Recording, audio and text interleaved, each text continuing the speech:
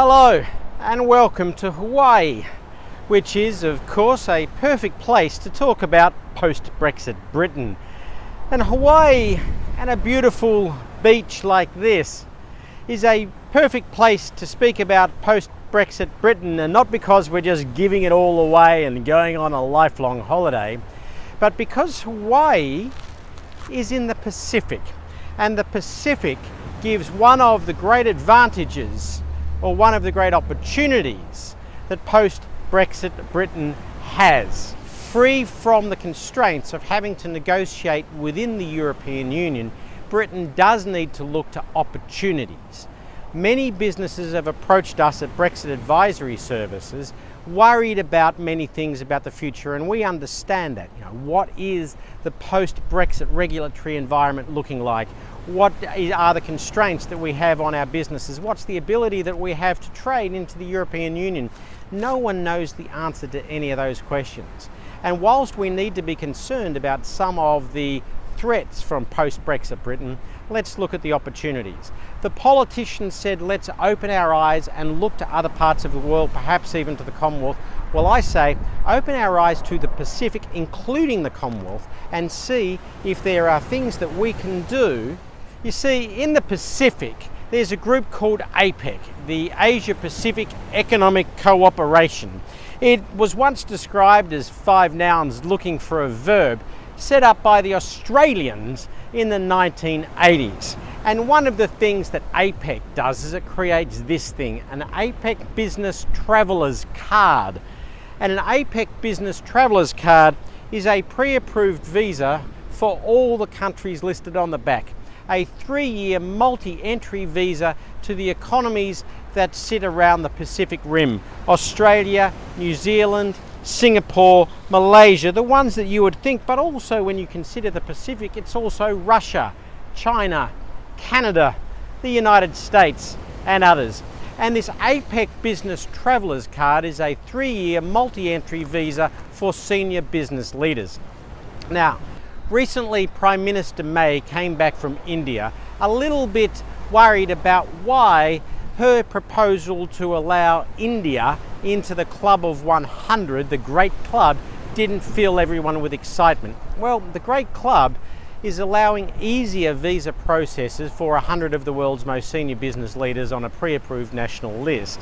And India went ho-hum, because India has seen what Australia did with APEC with the Business Traveller's Card, and has started negotiations together with Australia in the Indian Ocean bloc between Australia and Africa, including India, for a similar type of visa-free arrangement. So Theresa May's entry into the big club is ho-hum. It's like you want to make it visa easier. What we are talking about is making visa-free travel possible through something like this. Now, Britain can naturally look to the Commonwealth.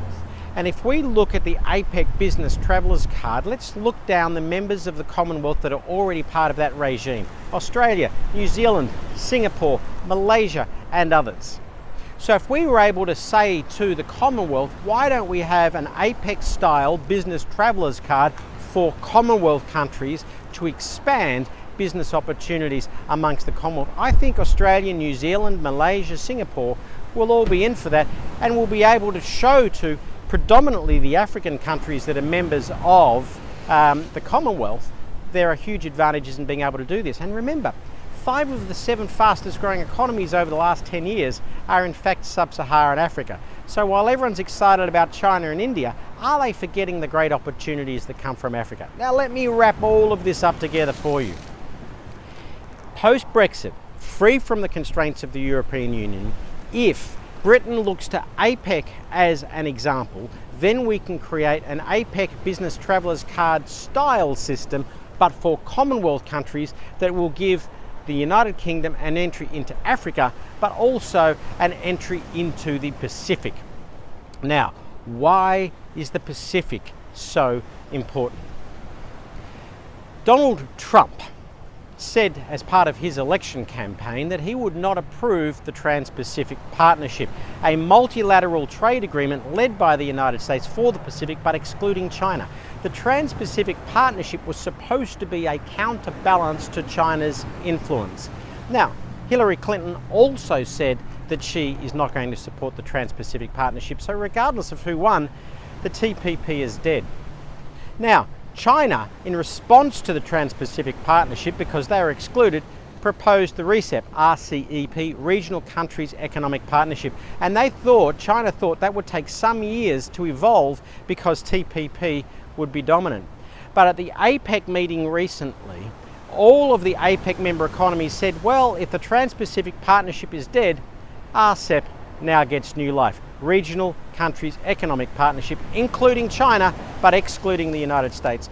In one decision, the United States deciding not to go ahead with the Trans-Pacific Partnership, they have handed leadership, economic leadership, over to the Chinese. Now, China. China will now dominate in the Pacific through RCEP. China, through its One Road, One Belt policy, which includes all former Great Silk Road countries, is creating a new trade corridor that goes from East Africa to Persia to South Asia to China. Trillions of dollars of investment are unfolding before our eyes now through the Asian Infrastructure Investment Bank that China set up.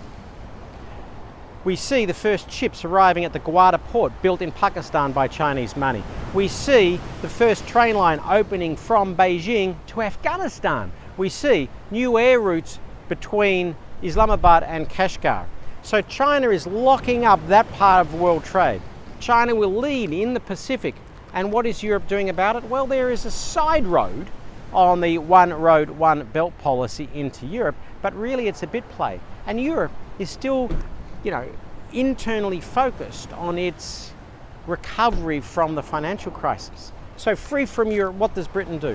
What does Britain do when we see China leading in the Pacific? What does Britain do when we see the One Belt, One Road policy unfolding through the former Silk Road countries all the way to East Africa? And what does Britain do when it wants to re-engage with Africa, particularly through the Commonwealth? Now, I say, take that APEC Business Traveller's Card idea as the first point for Britain to assert ideal leadership, not command and control leadership, to former Commonwealth countries, to bring them together, to improve trade, to link in with East African countries particularly, to then link in to the Pacific through Australia, New Zealand, Malaysia and Singapore, and through that you can link in Britain's ongoing relationship with Europe post-Brexit and the new regional countries economic partnership led by China in the Pacific, and through East Africa link in with China's One Road, One Belt policy.